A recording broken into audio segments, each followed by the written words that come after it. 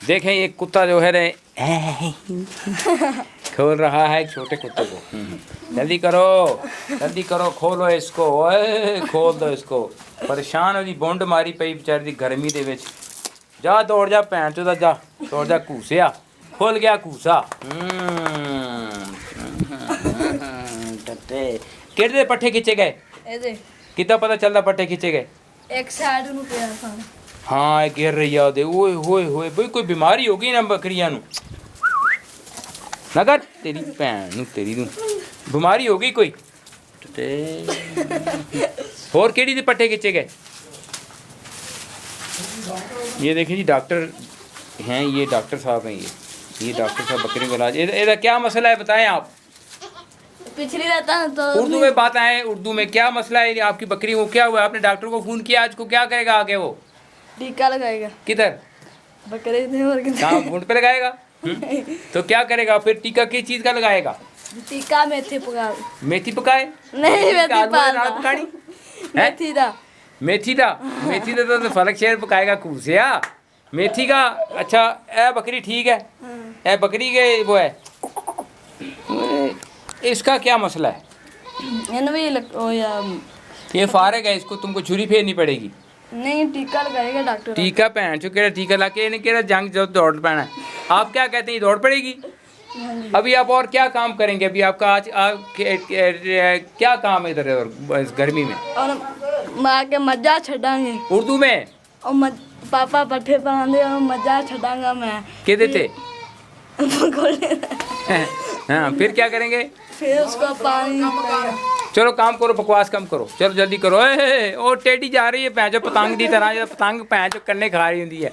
और देखो जाओ मजा छड्डो, जाओ मजे छड्डो, जाओ छड़ दो मजा नू, जाओ धूप में गांड मराओ, इतनी धूप में गर्मी में बूंद पाड़ गर्मी में वो लेली कन्नी खा रही है। बकरियां सारियां भैन चौथ बकरियां फुर्दी दी है कूसीए, तू भी लौड़े लगी है कूसी, ऐ भी लौड़े लग गया कूसा। बहुत सारे कूसे इतने पट्ठे पर। जाओ बल्टी छड्डो, किसको छड्डोगे? हाँ छड्डो, छाड़ दो यार, छड़िया ने नहीं ले लिया, निकी तगड़ी पई है। वो तो दुध पीने लगी है, वो दुध काला काला च थोड़ा पी लीए। हाँ यकीन कर, बकरी दुध का स्वाद बहुत होंगे।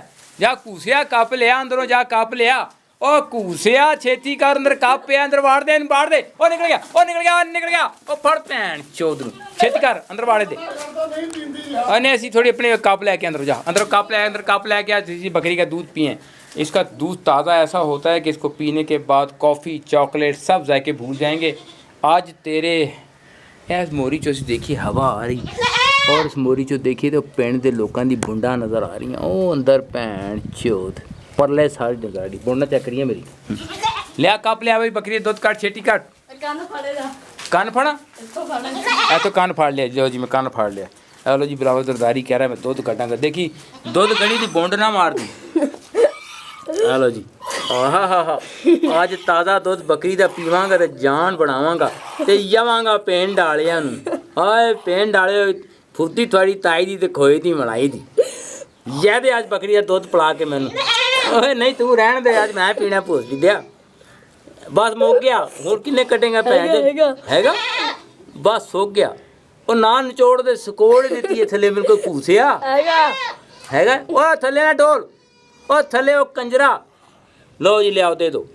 वाह भाई वाह, बकरी के दूध का दूध, शाबाश। लाओ जल्दी करो। फड़ के कप भर के देने देने। कप भर के क्या मतलब भैन चोद, मैं क्या नहाना है? ओ बस हो गया कूसिया, ओ कूसिया बस कर दे। ओ कूसी हाय हाय, आज यानी कैसे निकाला है आपने मान से, स्वाद आ गया। दांत ऐसे निकाल रहा है जैसे तेरी किसी ने बोंडे लेनी। ये बकरी के दूध की चाय, मैं दूध डायरेक्ट पीऊँगा। मोरी चो देखा पिंड वाले की बोंडे नजर आ रही। ओए इधरों ही कोई शायद बोल। चलो जाओ मजे छड्डो, चलो बकरी छाड़ दे, पी लवे थोड़ा जा।